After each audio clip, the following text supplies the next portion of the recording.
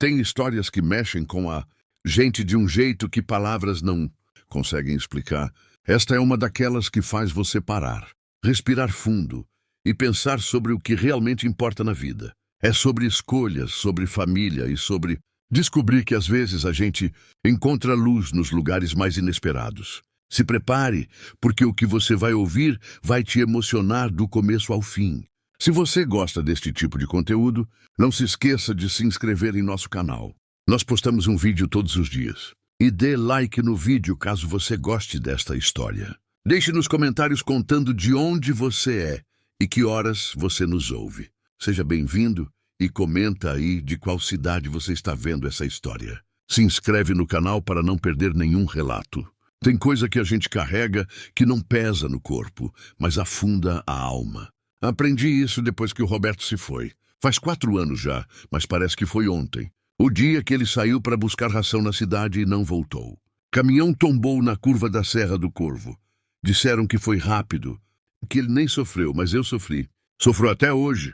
Fiquei com 2 meninos pequenos, uma casa de 3 cômodos com goteira e uma dívida na cooperativa, que parecia não ter fim. O Mateus tinha 6 anos. O Gabriel mal tinha completado 3. Choravam de noite, chamando o pai. Eu fingia dormir para não desabar na frente deles, mas passava a madrugada inteira olhando para o teto, calculando o que ia faltar no fim do mês. A roça aqui em Águas Claras é dura com todo mundo, mas com mulher viúva ela é cruel. Parece que a terra sabe quando a gente está sozinha e aperta mais. O milharal secou 2 anos seguidos. As galinhas morreram de doença. O poço quase secou no verão passado. Eu ia ficando magra, calada, meio apagada por dentro. Acordava, fazia comida, lavava roupa, cuidava dos meninos, dormia. E no outro dia, tudo de novo, como se a vida fosse só isso aguentar. Os vizinhos ajudavam quando podiam, mas aqui ninguém tem sobra. Dona Rosa trazia ovo de vez em quando. Seu João consertou a cerca uma vez sem cobrar nada. Mas a solidão era minha e ela pesava. Pesava no peito, na garganta, nos ombros. Às vezes eu olhava para os meninos brincando no terreiro e pensava: será que eu vou dar conta? Será que eles vão crescer direito sem o pai? A estrada de terra que corta a propriedade virou parte da minha rotina. 2 vezes por semana eu pegava a bicicleta velha e ia até o povoado buscar o que faltava. Arroz, feijão, óleo, remédio. Quando um dos meninos adoecia, a poeira vermelha grudava na pele, no cabelo, na roupa. O sol de meio-dia queimava a nuca, mas eu pedalava calada, tentando não pensar muito, tentando só chegar. Era numa dessas tardes que tudo mudou. O calor estava brabo naquele dia, fim de agosto, aquele período do ano em que o céu fica branco de tão quente e o vento some. Eu voltava do povoado com os meninos na garupa. Mateus sentado na traseira, Gabriel no colo agarrado em mim. A sacola pendurada no guidão balançava com o peso. 2 quilos de arroz, 1 quilo de feijão, sabão em barra, sal. Era o que tinha dado para comprar. A bicicleta chacoalhava nas pedras soltas da estrada. Gabriel reclamava que estava com sede.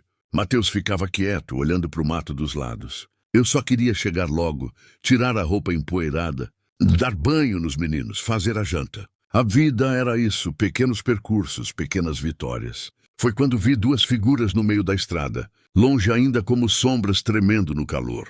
Achei que era miragem, mas conforme fui chegando perto, as sombras ganharam forma.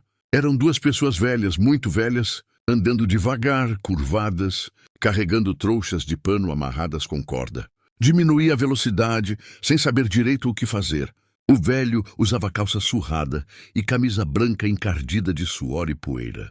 A mulher, um vestido desbotado, cor de terra, e um lenço amarrado na cabeça. Os 2 pareciam perdidos, mas não perdidos de lugar, perdidos de rumo, de destino. Caminhavam lado a lado sem falar, sem olhar um para o outro, como quem já desistiu de perguntar para onde ir. Parei a uns 5 metros deles, coloquei o pé no chão para segurar a bicicleta. Gabriel se mexeu no meu colo, reclamando de novo da sede. Mateus ficou quieto, olhando para os velhos com aquela curiosidade inocente de criança. Boa tarde, eu disse com a voz meio travada. Eles pararam, levantaram o rosto devagar, como se tivessem esquecido que ainda existiam outras pessoas no mundo. O rosto da mulher era marcado de rugas fundas, olhos pequenos e molhados. O velho tinha barba rala, branca, e os ombros curvados para dentro, como quem carregou peso demais na vida. "Boa tarde, minha filha", a velha respondeu com a voz fina, cansada. "Vocês estão perdidos?", perguntei, mas já sabia que a resposta era outra coisa. Não era perda de caminho, era outra coisa. A velha olhou para o marido. Ele abaixou a cabeça. Ela respirou fundo, como quem junta coragem, e disse: "Nosso filho. Ele trouxe a gente até aqui e deixou a gente." Não entendi na hora. "Como assim deixou?" Disse que não queria mais cuidar de velho. Ela continuou com a voz tremendo agora, mas sem chorar. Parecia que já tinha chorado tudo o que podia. Que a gente dava muito trabalho. Que ele tinha a vida dele para viver. O peito apertou. Olhei para os meninos, depois para os velhos, depois para a estrada vazia. O sol batia em tudo com uma crueldade muda. O vento não soprava. O mundo parecia parado naquele instante, esperando o que eu ia fazer. "E vocês vão para onde agora?" Perguntei, mas minha voz saiu baixa, quase um sussurro. O velho finalmente falou. A voz dele era rouca, quebrada. "A gente não sabe, moça. A gente só está andando." Senti um nó subindo na garganta. Olhei para os meninos de novo. Gabriel tinha 3 anos. Mateus 6. Eles ainda eram tudo para mim. Eu vivia para eles. Acordava cansada, dormia exausta, mas levantava no outro dia porque eles existiam. E ali, naquela estrada, estavam 2 velhos que um filho tinha jogado fora. Filho. A palavra me cortou por dentro. Fiquei ali parada, sentindo o peso da bicicleta, o peso dos meninos, o peso da sacola, o peso da vida inteira.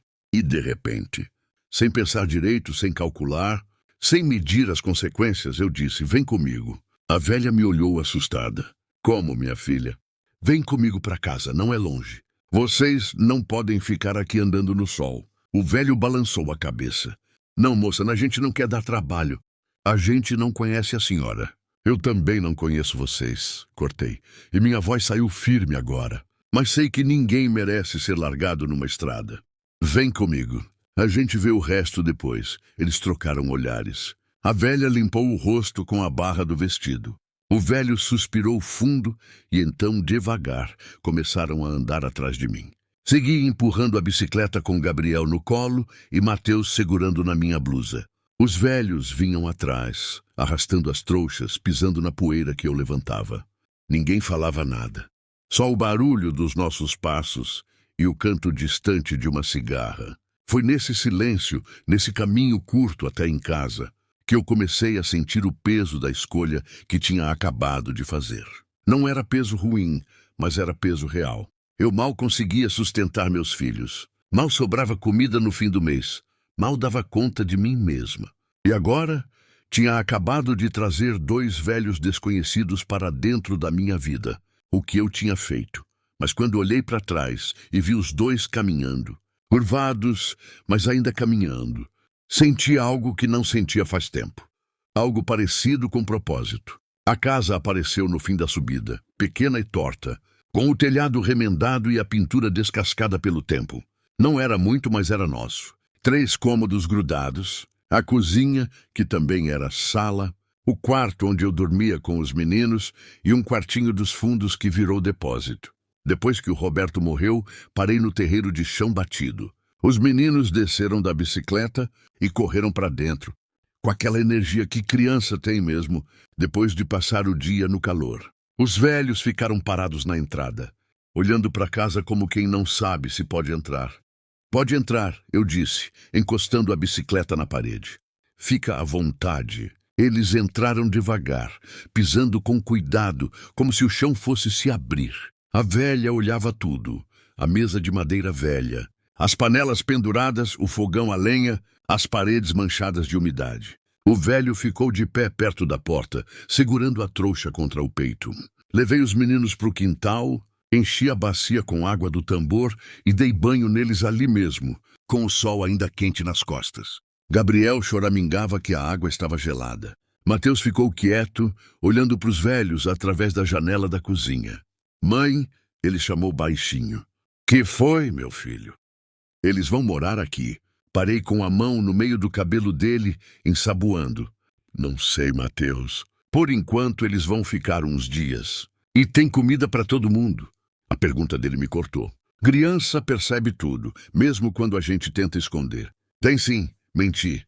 Ou tentei acreditar que não era mentira. Vesti os meninos com roupa limpa e mandei eles brincarem no quarto. Voltei para a cozinha. Os velhos continuavam ali de pé, perdidos no meio da casa alheia. Senta, eu disse, puxando as cadeiras. Vou fazer um café. Não precisa, moça. A velha falou. A gente não quer dar trabalho. Não está dando trabalho. Menti de novo. Mas dessa vez a mentira era necessária. Senta aí, deve estar com fome. Acendi o fogo, coloquei a chaleira, preparei o café. Tinha sobrado meia broa de ontem. Cortei em pedaços, passei manteiga, coloquei na mesa. Eles comeram devagar, em silêncio, mastigando com dificuldade. A velha limpava as lágrimas com as costas da mão. Sentei na ponta da mesa, observando. O cansaço deles era profundo. Não era só do corpo, era da alma. Dava para ver na postura curvada, no jeito de olhar para o prato, sem levantar a cabeça, na forma como seguravam a xícara com as duas mãos, como se fosse a única coisa sólida no mundo. Como é o nome de vocês? Perguntei. O velho limpou a boca com as costas da mão. Eu sou Antônio. Ela é a Regina. Antônio e Regina, repeti, guardando os nomes. Eu sou a Helena. Os meninos são o Mateus e o Gabriel. Regina levantou o rosto pela primeira vez e me olhou direito. A senhora é muito boa, dona Helena. Deus há de recompensar. Não soube o que responder. Boa. Eu não me sentia boa. Me sentia confusa, assustada, arrependida, mas deixei passar. Vocês vão dormir onde? Antônio perguntou preocupado. Vocês que vão dormir têm um quartinho nos fundos. Está cheio de coisa, mas eu arrumo. Não, moça. Ele levantou a voz pela primeira vez. Não vamos tirar o descanso da senhora. A gente dorme em qualquer canto no chão mesmo, se precisar. Ninguém vai dormir no chão. Falei firme. Eu arrumo o quarto. Hoje vocês descansam direito. Terminamos o café em silêncio. O sol já estava descendo, pintando a cozinha de laranja. Levei os velhos para o quartinho dos fundos. Estava cheio de caixa, ferramenta velha, saco de ração vazio, coisa acumulada. Comecei a arrastar tudo para fora. Antônio quis ajudar, mas estava tão cansado que mal conseguia levantar os braços. Deixa que eu faço, disse mais dura do que queria. Limpei o chão, varri a poeira, coloquei um colchão velho que estava guardado, estendi lençóis remendados, arrumei 2 travesseiros murchos. Não era muito, mas era limpo. Pronto, falei, fica pequeno, mas serve. Regina entrou no quarto e olhou tudo como se fosse um palácio. Que Deus abençoe a senhora Dona Helena. Ela disse com a voz embargada. Fazia tempo que a gente não dormia numa cama. Senti o peito apertar de novo. Descansa, amanhã a gente conversa. Saí e fechei a porta. Fiquei parada no corredor escuro, ouvindo o barulho dos meninos brincando no quarto. A casa parecia menor agora. O ar parecia mais pesado. Fui até a cozinha, sentei na cadeira e botei a cabeça entre as mãos. O que eu tinha feito?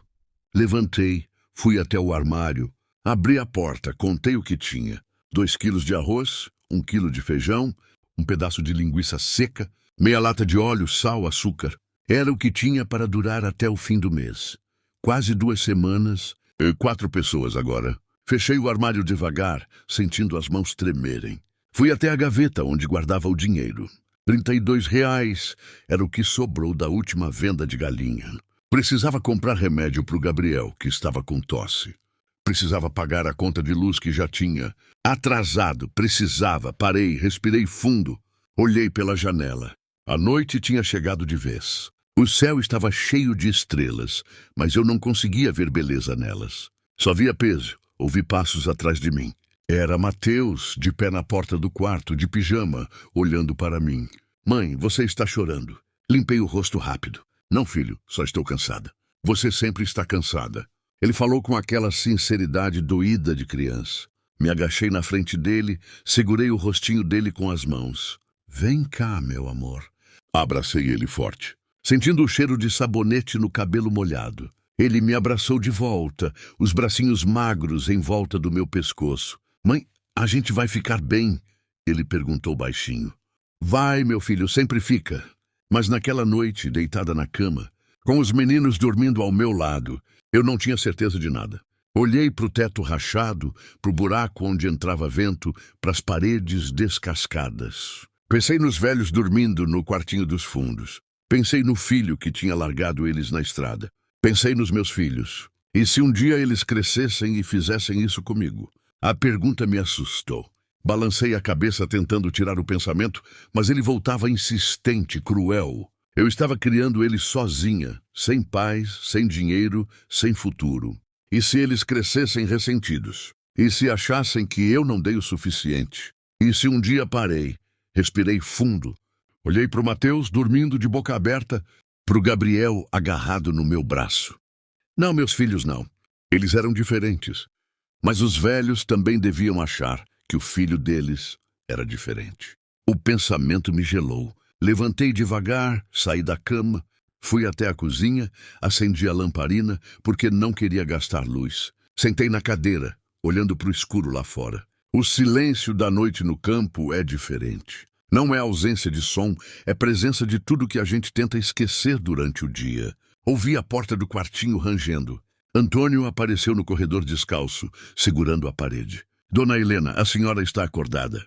Estou, respondi baixo. Aconteceu alguma coisa. Ele veio devagar até a cozinha. Sentou na cadeira em frente à minha. O rosto dele, na luz fraca da lamparina, parecia ainda mais velho, ainda mais cansado.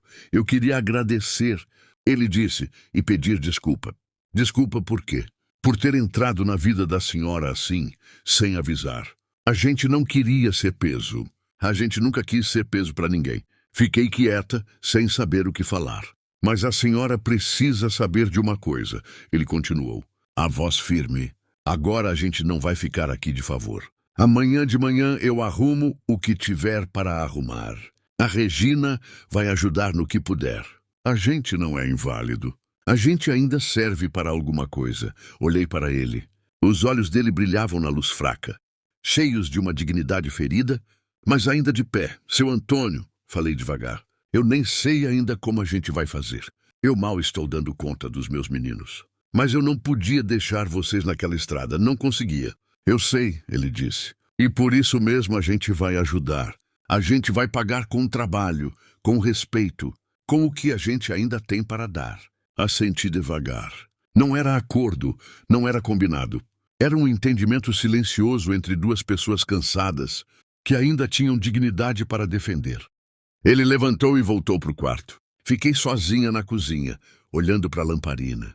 A chama tremia, mas não apagava. Talvez fosse assim com a gente também. Deitei de novo, mas não consegui dormir. Fiquei ouvindo a respiração dos meninos, o vento batendo na janela, o silêncio pesado da noite. Amanhã seria outro dia, e eu ainda não sabia se tinha feito a coisa certa, mas tinha feito a única coisa que conseguia. Acordei antes do sol nascer, como sempre. O corpo já sabia a hora, mesmo sem relógio. Levantei com cuidado para não acordar os meninos. Vesti a roupa de trabalho, aquela calça velha de brim e a camisa de manga comprida para proteger do sol, e fui para a cozinha. A casa ainda estava no escuro. Acendi o lampião, preparei o fogo, coloquei água para ferver, ia fazer café, mas quando abri a lata, vi que tinha só para mais 2 dias. Talvez 3, se eu fizesse fraco. Olhei para o armário fechado, para o saco de arroz, para o pedaço de linguiça pendurado. Fiz as contas de novo na cabeça, não fechava. Sentei na cadeira com a lata de café na mão, sentindo o peso dela. 20 anos atrás, quando o Roberto ainda vivia, a gente não nadava em dinheiro, mas também não passava necessidade assim. Tinha galinha no quintal, porco no chiqueiro. A horta sempre dava alguma coisa. Ele trabalhava na fazenda do seu Miguel. Eu cuidava da casa e dos meninos. Era vida simples, mas era vida. Agora era sobrevivência. Ouvi passos no corredor. Me virei esperando ver um dos meninos, mas era Regina. Ela apareceu na porta da cozinha com o vestido amassado de tanto dormir, o cabelo branco preso num coque baixo. Bom dia, dona Helena. Ela disse com a voz ainda rouca de sono. Bom dia, dona Regina. Dormiu bem? Dormi, ela respondeu, e vi que era verdade. O rosto dela parecia menos cansado. Fazia tempo que eu não dormia numa cama. A gente estava dormindo no chão na casa de lá. Ela não falou o nome do filho, nem precisava. Senta aí, falei. Vou fazer o café. Deixa que eu faço, ela disse, vindo até o fogão. A senhora já fez demais. Deixei eu cuidar do café. Ia dizer que não precisava, mas vi nos olhos dela que aquilo era importante. Não era ajuda, era dignidade. Então deixei. Regina mexeu no fogo, ajeitou a chaleira, pegou a lata de café das minhas mãos, não falava nada, mas trabalhava com aquela calma de quem tinha feito aquele gesto milhares de vezes na vida. As mãos dela tremiam um pouco, idade, cansaço, nervoso, tudo misturado, mas não erravam. A senhora tem filhos, dona Helena? Ela perguntou sem olhar para mim. Tenho 2. O Mateus tem 6. O Gabriel tem 3. São pequenos ainda. São. E o marido da senhora morreu faz 4 anos. Acidente. Regina parou, virou para mim. Os olhos dela ficaram marejados. Sinto muito, minha filha. Já passou. Menti. Nunca passava. Ela voltou para o café. Colocou a água para ferver. Ficamos em silêncio, ouvindo o barulho da lenha crepitando no fogão. A gente também tem filhos, ela disse de repente com a voz baixa. 3. 2 morreram ainda pequenos. Febre, diarreia, essas coisas que matavam antigamente. Sobrou só o Marcos. Marcos. Agora o filho tinha nome. A gente criou ele com tanto cuidado, sabe? Ela continuou ainda de costas para mim, porque ele era tudo que a gente tinha. Trabalhava de sol a sol para ele não passar fome, para ele estudar, para ele ter o que a gente nunca teve. A voz dela começou a tremer. E ele cresceu bonito, forte, inteligente, casou, teve filhos. A gente ajudou como podia. Cuidava dos netos quando ele precisava. Depois que ele arrumou um emprego bom na cidade, a gente foi morar com ele. A casa dele era grande, tinha até 2 banheiros. A gente não se metia em nada, só ajudava no que podia. Ela parou, respirou fundo. Mas a mulher dele começou a reclamar. Dizia que a gente dava trabalho, que a casa ficava suja, que a gente comia demais. Ele não falava nada, mas a gente via que ele estava cansado da gente também. Até que semana passada ele chamou a gente, colocou as nossas coisas numa sacola e disse que ia levar a gente para a casa de um primo dele no interior. A gente acreditou. A água ferveu. Regina tirou a chaleira do fogo, colocou o pó de café, mexeu devagar, mas ele parou na estrada e mandou a gente descer. Diz que não aguentava mais, que a gente precisava se virar. Jogou as trouxas para fora e foi embora. Ela derramou o café nas xícaras, as mãos tremiam mais agora. A gente ficou ali parado, vendo o carro sumir na poeira, e eu pensei, é isso, a vida acabou. Mas o Antônio pegou na minha mão e disse, vamos andar, Regina. Enquanto a gente tiver perna, a gente anda. Ela se virou para mim com as lágrimas escorrendo. Aí a senhora apareceu. Não consegui falar nada. O nó na garganta era grande demais. Levantei. Fui até ela, segurei os ombros dela. Dona Regina, enquanto eu tiver um prato de comida, a senhora come. Enquanto eu tiver um teto, a senhora dorme embaixo dele. Isso eu prometo. Ela me abraçou e nós 2 ficamos ali, 2 mulheres cansadas, chorando baixinho na cozinha escura, enquanto o dia começava a clarear lá fora. Antônio apareceu pouco depois, já vestido, o cabelo branco penteado para trás com água. Ele tomou o café rápido, comeu um pedaço de broa e levantou. Dona Helena, onde está a ferramenta? Vou dar uma olhada no que precisa arrumar. Seu Antônio, o senhor acabou de acordar. Descansa um pouco. Descansei a noite inteira. Ele disse firme. Agora é hora de trabalhar. Onde está a ferramenta? Mostrei o galpãozinho nos fundos, onde o Roberto guardava as coisas. Antônio entrou, olhou tudo. Pegou um martelo, uns pregos, um serrote velho, saiu para o quintal e começou a trabalhar. Fiquei observando da janela. Ele foi até a cerca que estava caída, começou a bater prego, ajeitando as tábuas soltas. Os movimentos eram lentos, mas firmes. Regina apareceu do meu lado. Ele sempre foi assim, ela disse. Não consegue ficar parado. Diz que homem que não trabalha não tem serventia. Os meninos acordaram com barulho de martelo. Mateus veio correndo para a cozinha. Mãe, quem está batendo prego? É o seu Antônio. Está arrumando a cerca. Eu posso ir ver? Pode, mas não atrapalha. Mateus saiu correndo. Gabriel veio atrás, ainda meio sonado, esfregando os olhos. Regina pegou ele no colo, sem pedir licença. Começou a fazer carinho na cabeça dele. Gabriel deixou meio desconfiado no começo, mas depois encostou a cabeça no ombro dela. Esse aqui está com fome, Regina disse, sorrindo. Vou fazer um mingau para ele. Não tem aveia, falei. Tem fubá. Tem. Então tem mingau. Ela botou Gabriel no chão, pegou o fubá, acendeu o fogo de novo. Começou a cozinhar. Eu só observava sem saber direito como me sentir. A casa estava diferente. Tinha movimento, tinha barulho, tinha gente. Fazia 4 anos que era só eu e os meninos. Fazia 4 anos que o silêncio era o som mais comum. Agora tinha Regina cantarolando baixinho enquanto mexia o mingau. Tinha Antônio batendo prego lá fora. Tinha Mateus perguntando um monte de coisa pro velho. Tinha Gabriel comendo mingau e lambuzando a boca toda. Tinha vida, mas também tinha medo. Depois do café, fui até o povoado a pé, deixando os meninos com Regina. Precisava resolver a conta de luz antes que cortassem. Levei os R$ 32 na mão, suando frio, só de pensar no que ia sobrar. A caminhada era longa, quase 1 hora. O sol já estava alto, queimando a nuca. A estrada de terra parecia não ter fim. Passei pela curva onde tinha encontrado os velhos no dia anterior. A poeira ainda estava lá, com as marcas dos pés deles. Cheguei no povoado meio-dia.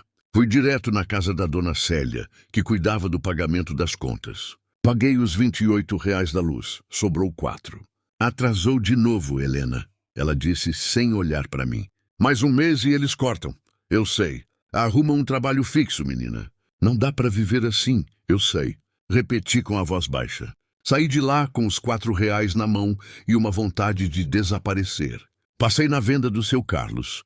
Comprei 1 quilo de arroz e 1 quilo de feijão. Gastei R$ 3,50. Sobrou 50 centavos. Na volta, uma picape parou do meu lado.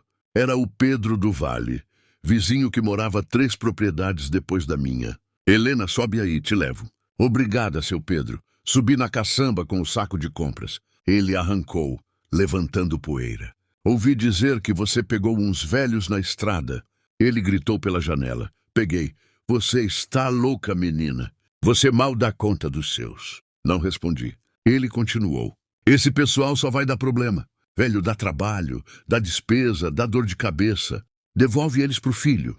O filho que largou eles na estrada. Falei mais dura agora. Então deixa na cidade, num abrigo, sei lá, mas não enfia na tua casa, Helena.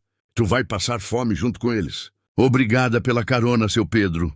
Ele balançou a cabeça, mas não insistiu. Me deixou na entrada da propriedade. Desci, peguei o saco, agradeci de novo. Ele foi embora, sacudindo a cabeça. Fiquei ali parada, olhando para casa ao longe. O sol batia nas telhas velhas, na pintura descascada, no quintal de chão batido. Não era muito, nunca foi, mas era nosso. E agora tinha mais 2 pessoas dentro. Comecei a andar. As palavras do Pedro do Vale ecoavam na cabeça. Tu vai passar fome junto com eles. Ele estava certo. Eu sabia que estava. Mas quando cheguei perto e vi Antônio com o Mateus, os 2 consertando a porta que vivia empenada, quando vi Regina no quintal com Gabriel, os 2 rindo de alguma coisa. Senti algo que não sentia faz tempo. Não era felicidade ainda, não. Era algo menor, mais frágil, era esperança. A primeira semana foi difícil de um jeito que eu não esperava. Não era difícil, porque os velhos davam trabalho. Pelo contrário, Regina acordava antes de mim. Fazia café, arrumava a casa, cuidava dos meninos com um carinho que eu não conseguia dar mais de tão cansada que vivia. Antônio consertou a porta, a cerca, o degrau da frente, que estava solto fazia meses. Até limpou o telhado das folhas acumuladas. A dificuldade era outra. Era interna. Era a voz na minha cabeça que não parava de calcular, de contar, de medir o quanto tudo ia durar. O arroz acabou mais rápido, o feijão também. A linguiça que eu tinha guardado para durar 10 dias acabou em 5. Regina tentava cozinhar com menos, fazer render, mas éramos 4 bocas agora. 4 bocas com um saco que tinha sido comprado para 2. Sentada na cozinha de madrugada, eu contava as moedas de novo. R$ 3,20 era o que sobrava. A conta de água vencia daqui a 1 semana. O Gabriel precisava de remédio para tosse que não melhorava. Mateus tinha rasgado o único tênis que tinha e eu não sabia como ia arranjar outro. E agora tinha 2 pessoas a mais para alimentar. Coloquei a cabeça entre as mãos, sentindo o peso apertar o peito. O que eu tinha feito? Por que eu tinha feito? Eu nem conhecia aquela gente. Não eram parentes, não eram amigos, não eram nada. Eram só dois velhos que um filho tinha jogado fora, e eu tinha pegado eles. Por quê? A pergunta martelava na cabeça sem resposta. Piedade, bondade ou só estupidez de quem não sabe dizer não? Ouvi um barulho atrás de mim. Me virei assustada. Era Antônio de pé na porta, descalço, com a camisa aberta. Dona Helena, a senhora está bem? Estou. Menti, limpando os olhos rápido. Só vim tomar água. Ele ficou me olhando quieto, não acreditou. Veio devagar até a mesa, sentou na cadeira em frente. A senhora está arrependida de ter trazido a gente. Ele disse. Não era pergunta, era constatação. Não é isso, seu Antônio. É sim. Ele cortou com a voz firme, mas sem raiva. E a senhora tem todo o direito. A gente chegou aqui sem avisar, comendo da comida da senhora, ocupando espaço. A senhora mal consegue sustentar os meninos. E agora tem que sustentar a gente também. Não consegui responder. A verdade doía demais. A gente vai embora amanhã cedo. Ele continuou. Não queremos ser peso, nunca quisemos. E vão para onde? Perguntei. E a voz saiu mais dura do que eu queria. Ele abaixou a cabeça. A gente dá um jeito. Sempre deu. Dando jeito, como seu Antônio. Andando na estrada, dormindo embaixo de árvore, passando fome. É melhor do que ver a senhora passar fome por nossa causa. O silêncio caiu pesado entre nós. Lá fora, o vento balançava as árvores. Uma coruja piou ao longe. A casa rangia baixinho, como sempre rangia de madrugada. Eu não estou arrependida, falei. E dessa vez era verdade, ou quase verdade. Eu só não sei como fazer as contas fecharem. Ninguém sabe, minha filha. Ele disse com a voz cansada. A gente passa a vida inteira tentando fazer as contas fecharem e elas nunca fecham. Sempre falta alguma coisa. Sempre. Mas a gente continua. Olhei para ele, o rosto enrugado, os olhos fundos, os ombros curvados. Quantos anos aquele homem tinha vivido? Quantas contas ele tinha tentado fechar? Quantas vezes tinha acordado de madrugada, igual eu, se perguntando como ia fazer? O senhor não tem raiva dele? Perguntei de repente. Do seu filho. Antônio demorou para responder. Passou a mão no rosto, nos cabelos brancos, suspirou fundo. Tenho, ele disse. Tenho tanta raiva que às vezes parece que vou explodir. Mas também tenho pena, porque ele vai carregar isso para o resto da vida. E quando ele ficar velho, quando ele precisar de ajuda, ele vai lembrar do que fez com a gente e isso vai doer. Nele mais do que dói na gente agora. O senhor acha que ele vai se arrepender? Não sei. Talvez, talvez não. Mas eu não posso viver esperando o arrependimento dele. Eu tenho que viver a vida que me sobrou. E se a senhora deixar, eu quero viver essa vida aqui, ajudando a senhora, cuidando da Regina, vendo os meninos crescerem, porque aqui nessa casa, pelo menos a gente ainda é gente. As lágrimas vieram antes que eu pudesse segurar. Escorreram quentes, molhando o rosto, pingando na mesa. Antônio levantou, veio até mim, colocou a mão trêmula no meu ombro. Chora, minha filha, chora que faz bem. A gente passa tanto tempo segurando que esquece de soltar. E eu chorei. Chorei tudo que tinha segurado nos últimos 4 anos. Chorei a falta do Roberto. A solidão, o medo, o cansaço, a culpa de não conseguir dar para os meninos tudo que eles mereciam. Chorei até não ter mais lágrima. Quando parei, Antônio ainda estava ali de pé do meu lado, com a mão no meu ombro. A gente fica, ele disse, e a gente dá um jeito junto, porque sozinho é mais difícil, mas junto a gente aguenta. No dia seguinte acordei diferente. Não melhor. Ainda tinha medo. Ainda tinha dúvida, mas diferente. Como se uma decisão tivesse sido tomada, mesmo sem eu perceber direito quando. Regina fez café. Antônio saiu para o quintal. Os meninos acordaram e correram para a cozinha. Mateus sentou no colo da Regina. Gabriel trepou no colo do Antônio quando ele voltou. E pela primeira vez em 4 anos, a mesa de café não parecia tão vazia. Depois do café, enquanto Regina ficava com os meninos, eu e Antônio fomos até o povoado. Eu tinha vergonha de pedir, mas não tinha escolha. Fui na casa da dona Fernanda, que tinha uma venda pequena, e às vezes dava fiado para quem precisava. Dona Fernanda, eu vim pedir um favor. Ela me olhou por cima dos óculos. Que favor, Helena? Preciso de uns mantimentos. Fiado eu pago no fim do mês. Com que dinheiro? Tu não tem emprego fixo. Eu vendo galinha, vendo ovo, faço bico quando aparece. Eu pago. Ela ficou me olhando, desconfiada. Olhou para Antônio, que estava de pé atrás de mim, calado. Ouvi dizer que tu pegou uns velhos na estrada. Peguei. E agora não tem nem para ti. Quanto mais para eles. Por isso que eu estou aqui pedindo.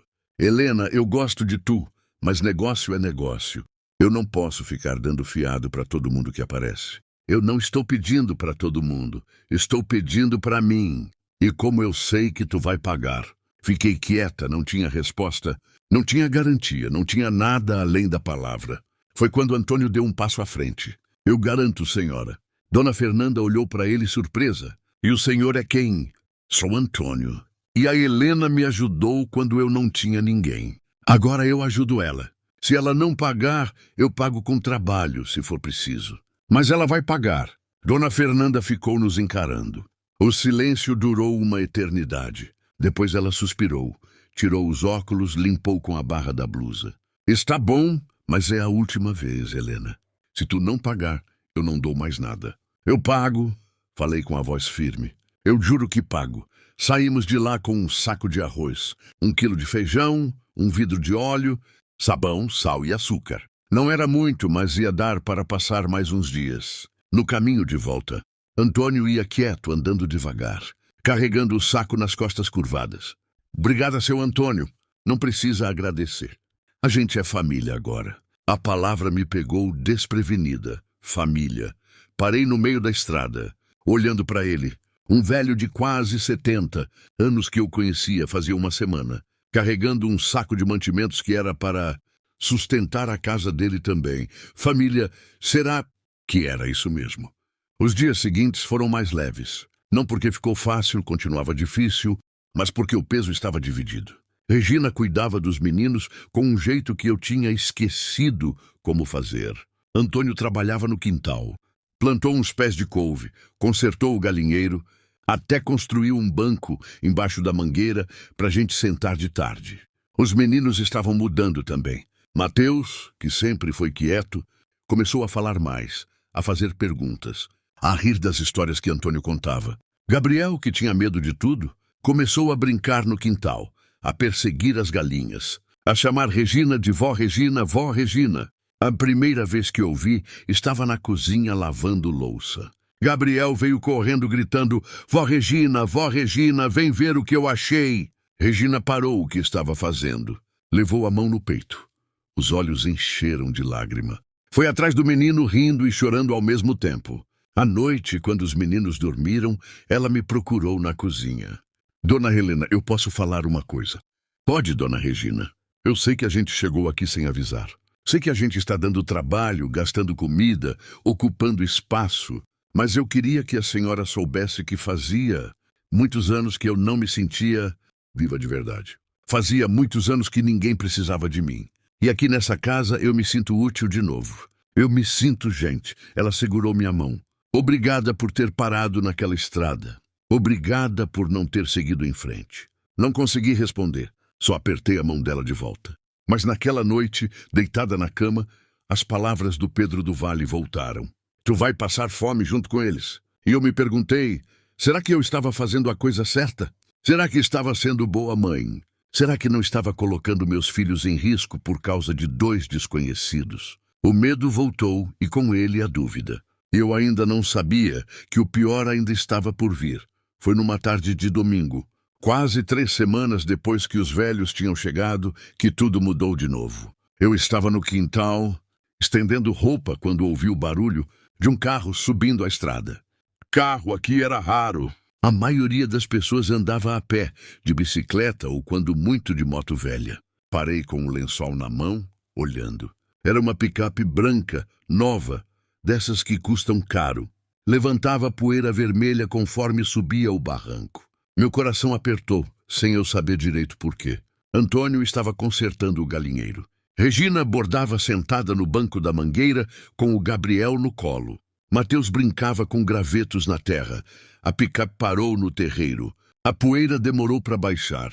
Fiquei parada com o lençol nas mãos esperando. A porta abriu. Desceu um homem de uns 40 anos, alto, forte, bem vestido, camisa social azul, calça jeans escura, sapato de couro, cabelo penteado com gel, óculos escuros. Ele olhou em volta com aquela expressão de quem está vendo um lugar pela primeira vez e não gosta do que vê. Foi quando vi Regina levantar. A linha e a agulha caíram no chão.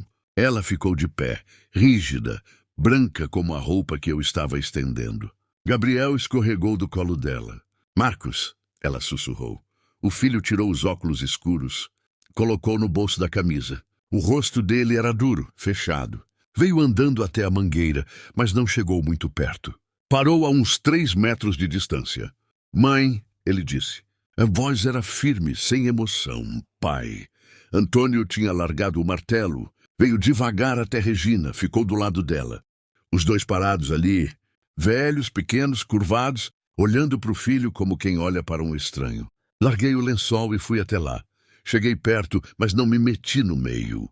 Fiquei observando. Mateus veio segurar na minha mão, assustado. Senti os dedos pequenos dele apertarem os meus. O que você está fazendo aqui? Antônio perguntou. A voz saiu baixa, cansada. Vim buscar vocês. Marcos respondeu. Regina soltou um som meio riso, meio choro. Buscar a gente? Você jogou a gente na estrada faz quase 1 mês e agora vem buscar. Eu errei, ele disse. Mas a voz não tinha arrependimento. Tinha pressa, tinha cansaço. Tinha irritação. Eu estava nervoso. Estava estressado com o trabalho, com as contas, com a Patrícia enchendo meu saco. Mas agora eu vim buscar vocês. Vamos, pega as coisas. Ninguém se mexeu. A gente não vai, Antônio disse. Marcos fechou os olhos. Respirou fundo como quem tenta ter paciência com criança teimosa. Pai, não começa. Vocês não podem ficar aqui. Por que não? Porque aqui não é casa de vocês. Ele levantou a voz pela primeira vez. Vocês estão morando de favor, dando trabalho para essa moça que mal consegue sustentar os próprios filhos. Vocês não veem que estão sendo peso. A gente trabalha. Regina disse com a voz tremendo. A gente ajuda, a gente não é peso. Ah, trabalha. Marcos deu uma risada seca. Fazendo o quê? Consertando cerca velha, cuidando de galinha. Mãe, vocês têm quase 70 anos. Vocês não servem mais para nada. O silêncio que caiu foi pesado demais. Senti Mateus apertar minha mão com mais força. Gabriel começou a chorar baixinho. Regina levou a mão na boca, os olhos transbordando. Foi quando não aguentei mais. Sai daqui. Marcos virou para mim como se estivesse me vendo pela primeira vez. O quê? Sai da minha propriedade, repeti. E dessa vez, minha voz saiu firme. Agora ele deu um passo na minha direção. Moça, isso aqui não é assunto seu, é assunto de família. Virou assunto meu quando você jogou eles na estrada e eu recolhi. Virou assunto meu quando eles passaram a morar na minha casa, comer da minha comida, dormir debaixo do meu teto. Agora eles são minha família e você não é bem-vindo aqui. Ele me olhou de cima a baixo com desprezo. Você não sabe de nada. Você não sabe o trabalho que é cuidar de velho, o quanto eles reclamam, o quanto eles dão despesa, o quanto. Sei sim, cortei. Sei porque eu cuido deles todo dia. E não é trabalho, é viver, é ser gente, é não ser igual a você. O rosto dele ficou vermelho. Ele deu mais um passo. Você está se metendo onde não é chamada. E você está na minha casa sem ser convidado. Antônio se colocou na frente. Marcos, vai embora. A gente não quer mais nada com você. Pai, não fala assim. Eu sou seu filho. Filho não abandona pai na estrada. Antônio disse. E pela primeira vez, desde que eu conhecia ele, vi raiva nos olhos dele. Raiva de verdade. Filho não fala que pai não serve para nada. Filho não trata pai como se fosse lixo. Você não é meu filho. Não mais. Marcos cambaleou como se tivesse levado um soco. Abriu a boca, fechou. Abriu de novo. As mãos tremiam. Pai, eu só estava tentando. Tentando o quê? Se livrar da gente. Conseguiu. Agora vai embora e deixa a gente em paz. Mas a Patrícia está grávida. Marcos soltou de repente com a voz quebrada. A gente vai ter outro filho. E ela falou que seria bom vocês conhecerem o neto. Que seria bom vocês estarem por perto. Regina soltou um gemido baixo. Antônio não se mexeu. Então, quando serve para você, a gente presta. Antônio disse com a voz amarga. Quando você precisa de babá de graça, a gente vale alguma coisa. Mas quando a gente envelhece, quando a gente fica doente, quando a gente precisa de ajuda, aí a gente não serve para nada. Não é assim, pai. É sim, sempre foi assim. E eu demorei muito tempo para ver. Marcos ficou parado ali, tremendo, com os olhos vermelhos. Olhou para o pai, para a mãe, para mim, para os meninos. Depois olhou para a casa velha, para o quintal de chão batido, para as galinhas ciscando para a roupa no varal. Vocês vão passar fome aqui, ele disse com a voz baixa. Vocês vão morrer nessa miséria. Então a gente morre, Antônio respondeu. Mas a gente morre com dignidade. A gente morre sendo gente, e não bicho, que o filho joga fora quando não quer mais. Marcos deu 2 passos para trás, tropeçando na própria perna. Olhou mais uma vez para a mãe. Regina estava chorando, mas não se mexeu, não disse nada. Ele virou, entrou na picape, bateu a porta com força, deu partida. As rodas derraparam na terra, levantando poeira vermelha que cobriu tudo, a casa, o quintal, a gente. O barulho do motor foi sumindo conforme ele descia a estrada. O silêncio que ficou era diferente. Era silêncio de encerramento, de porta que fecha para sempre. Regina desabou, caiu de joelhos na terra, soluçando, gritando sem som, com o corpo inteiro tremendo. Antônio agachou do lado dela, abraçou ela e também chorou. Chorou baixinho, com os ombros sacudindo, apertando a mulher contra o peito. Fiquei ali com os meninos segurando em mim, olhando aquela cena, e pela primeira vez entendi o tamanho da dor que aqueles 2 carregavam. Não era só abandono, era traição, era ter dado a vida inteira por alguém e descobrir que não valeu nada. Era ter criado um filho e ver que ele tinha aprendido tudo errado. Me agachei, abracei os 2. Regina agarrou em mim, soluçando no meu ombro. Antônio segurou minha mão com tanta força que quase doeu. E nós ficamos ali no chão de terra vermelha, abraçados, chorando. Mateus e Gabriel vieram também. Os meninos pequenos abraçaram os velhos. E naquele momento, debaixo da mangueira, cobertos de poeira, com lágrimas misturadas, nós éramos realmente uma família. Não família de sangue, mas família de escolha. Família de dor dividida. Família de gente que se encontra no meio do caminho e decide ficar junta. Naquela noite, depois que os meninos dormiram, nós 3 ficamos na cozinha.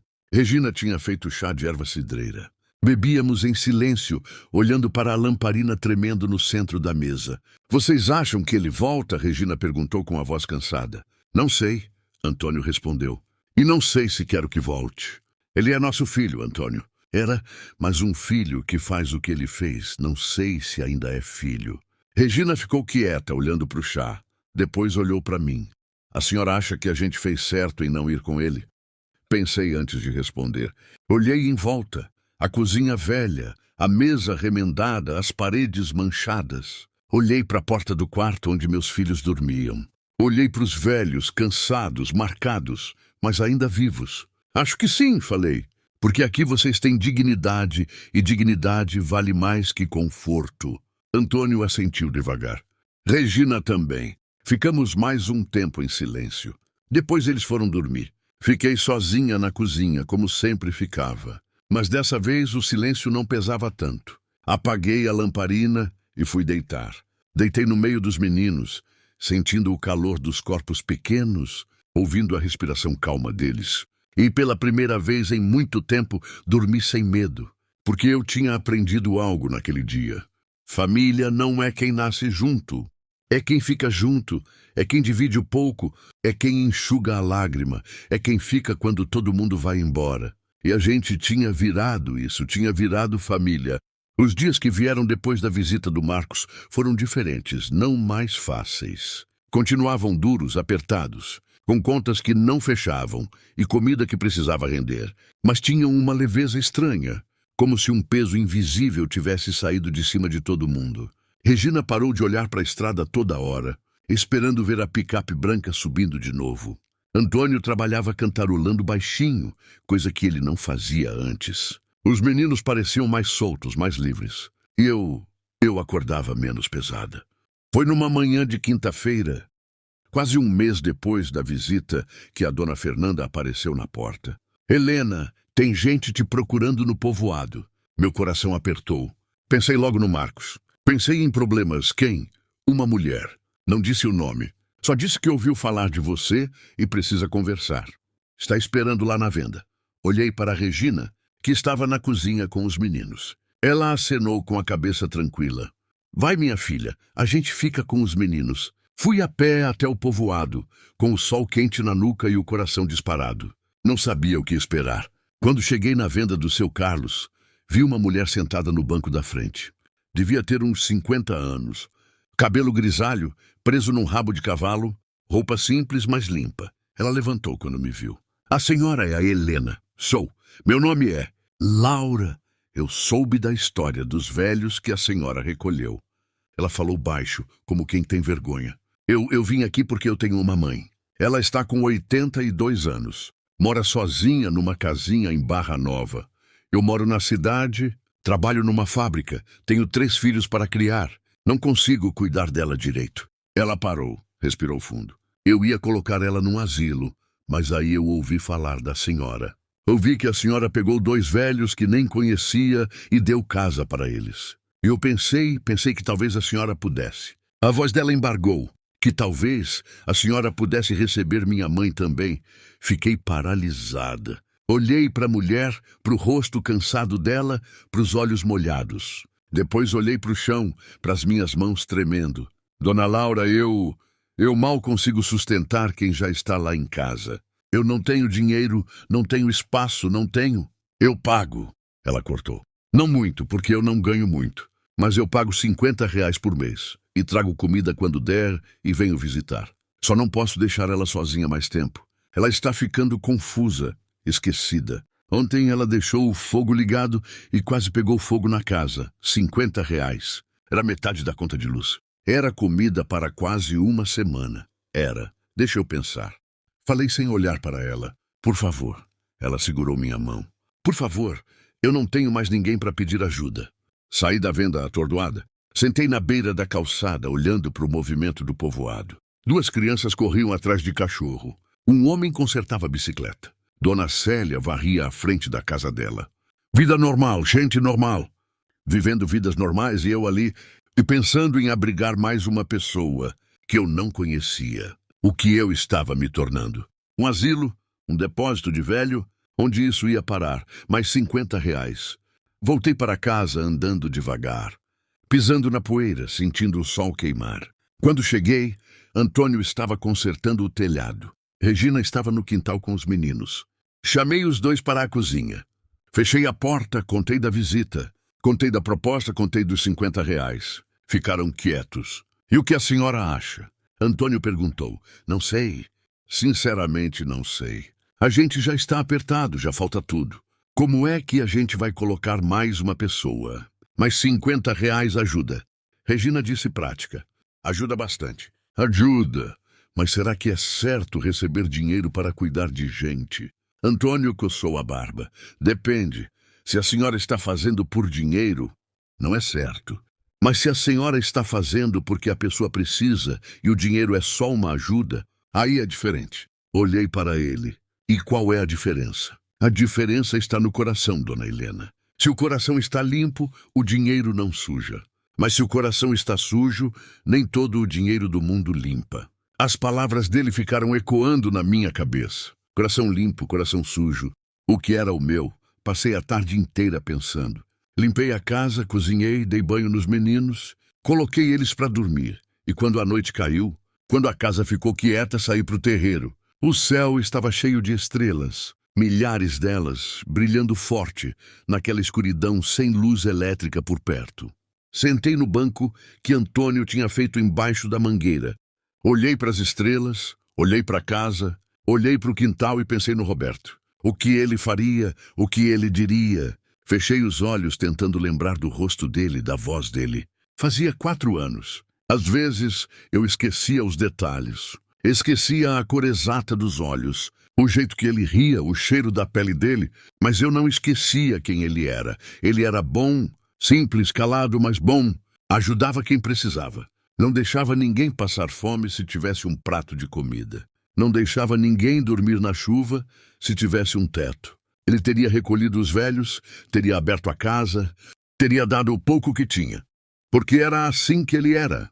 E era assim que ele tinha me ensinado a ser. Abri os olhos, as estrelas continuavam lá, brilhando, indiferentes, mas alguma coisa dentro de mim tinha mudado. Levantei, entrei na casa, acendi a lamparina, peguei um papel e uma caneta. Escrevi, Dona Laura, pode trazer sua mãe. A gente recebe ela. A mãe da Laura chegou numa tarde de sábado. Era uma velhinha miúda, corcunda, com os olhos azuis apagados e o cabelo branco fino como algodão. Chamava-se Luzia. Não falava quase nada, sorria pouco. Parecia perdida no próprio mundo. Laura trouxe ela mais um saco de roupa, mais uma trouxa de cobertor, mais R$ 50 amassados na mão. Obrigada, ela disse chorando. Muito obrigada. Vem visitar quando puder, falei, pegando o dinheiro com vergonha. Venho todo mês, eu prometo. Ela foi embora. Luzia ficou, sentou na cadeira da cozinha, olhando para a parede, mexendo os dedos no colo. Regina sentou do lado dela, segurou a mão dela. Bem-vinda, Dona Luzia. Aqui é sua casa agora. A velha virou o rosto devagar, olhou para Regina e pela primeira vez sorriu. Um sorriso pequeno, fraco, mas verdadeiro. Os dias seguintes foram de adaptação. Luzia era mais trabalho que Antônio e Regina. Esquecia das coisas, chamava gente que não existia. Às vezes, acordava de madrugada confusa, procurando a mãe dela, que tinha morrido fazia 50 anos. Mas Regina cuidava dela com paciência infinita. Antônio conversava com ela mesmo quando ela não entendia.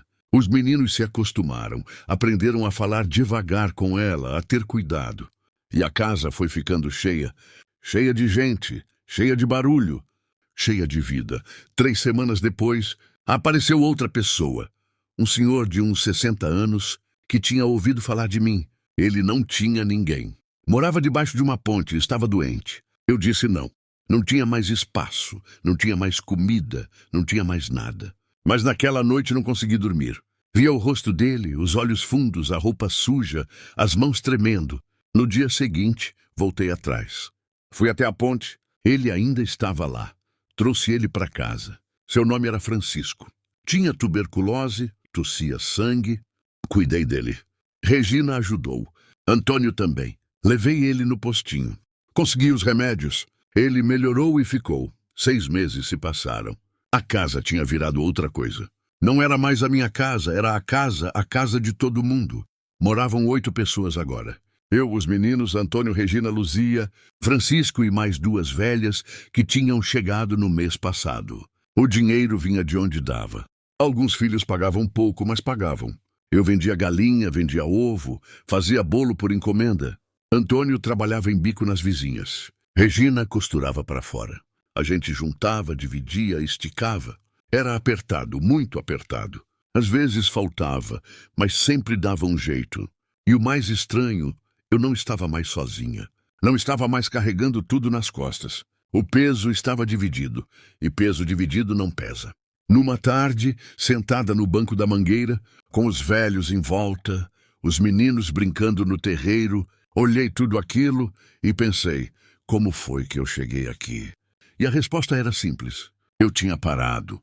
Tinha parado na estrada. Tinha olhado, tinha visto. Tinha escolhido não seguir em frente e essa escolha tinha mudado tudo. 1 ano depois da visita do Marcos, ele voltou. Desceu da picape com uma criança no colo, uma menina pequenininha, de uns 6 meses, com olhos grandes e boca rosada. Regina estava no quintal. Quando viu, ficou paralisada. Marcos veio devagar até ela, parou a 1 metro de distância. Mãe, ele disse com a voz embargada, essa aqui é a Laura, sua neta. Regina não se mexeu, só olhava para a criança, para os olhos grandes, para as mãozinhas mexendo no ar. Eu vim pedir desculpa. Marcos continuou. Eu vim pedir perdão pelo que eu fiz, pelo que eu disse, por tudo. Antônio apareceu na porta, ficou parado, observando. Eu não espero que vocês me perdoem, Marcos disse, e agora ele estava chorando. Mas eu queria que conhecessem a Laura. Queria que ela conhecesse os avós. Queria que ela crescesse sabendo que vocês existem. O silêncio durou uma eternidade. Então Regina deu um passo à frente, depois outro, parou na frente do filho, olhou para a neta e estendeu os braços. Marcos entregou a criança. Regina pegou a menina no colo, apertou contra o peito, cheirou a cabeça dela e chorou. Antônio veio também. Ficou do lado da mulher, olhando para a neta com os olhos molhados. Ela é linda, Regina sussurrou. É, Marcos respondeu. E ela precisa conhecer vocês. A gente mora aqui agora, Antônio disse a voz firme. Aqui é nossa casa. Se você quiser ver a gente, é aqui. Marcos olhou para a casa velha, para o quintal cheio de gente, para os outros velhos sentados na sombra, para os meninos brincando. Eu entendo, ele disse. Eu venho aqui toda semana se vocês deixarem. A gente deixa, Regina disse sem tirar os olhos da neta. Marcos ficou mais uma hora, conversou, pediu desculpa de novo. Prometeu que ia mudar. Não sei se ele mudou de verdade, mas ele voltou e continuou voltando. Hoje, 2 anos depois de tudo, a casa virou conhecida na região. As pessoas chamam de a casa da Helena. Tem 12 velhos morando aqui agora. A gente construiu mais 2 quartos. Tem gente que ajuda. Dona Fernanda doa comida. Seu João consertou o telhado de graça. O pessoal da igreja traz roupa. Os meninos cresceram no meio dos velhos. Aprenderam a respeitar, a cuidar, a ter paciência. O Mateus quer ser médico quando crescer para cuidar de gente. O Gabriel diz que vai ser carpinteiro, que nem o vô Antônio. Vô Antônio, vó Regina, é assim que eles chamam. Às vezes, quando a casa está quieta de noite, eu saio para o terreiro e olho para as estrelas. Penso em como a vida é estranha. Penso em como um encontro na estrada pode mudar tudo. Eu ainda não tenho dinheiro, ainda passo aperto, ainda acordo cansada, mas eu não estou mais sozinha. E eu aprendi que o peso da vida não diminui quando a gente tem mais. Diminui quando a gente divide. Teve gente que me chamou de louca. Teve gente que disse que eu ia me arrepender. Teve gente que virou as costas. Mas teve gente que ficou. Teve gente que ajudou. Teve gente que entendeu. E no fim é isso que importa. No fim a gente não leva nada. Não leva casa, não leva dinheiro, não leva nada. A gente só leva o que a gente fez. O que a gente foi, como a gente tratou as pessoas. E eu escolhi não passar em frente. Escolhi parar, escolhi olhar. Escolhi estender a mão. E essa escolha simples, numa estrada de terra empoeirada, debaixo do sol forte, numa tarde de agosto, essa escolha me salvou. Porque quando você salva alguém, você também se salva. Quando você acolhe alguém, você também é acolhida. Quando você divide o pouco vira muito, e o peso que antes afundava agora liberta. Fim, porque tive fome e me destes de comer. Tive sede e me destes de beber. Era forasteiro e me acolhestes. Mateus 25:35.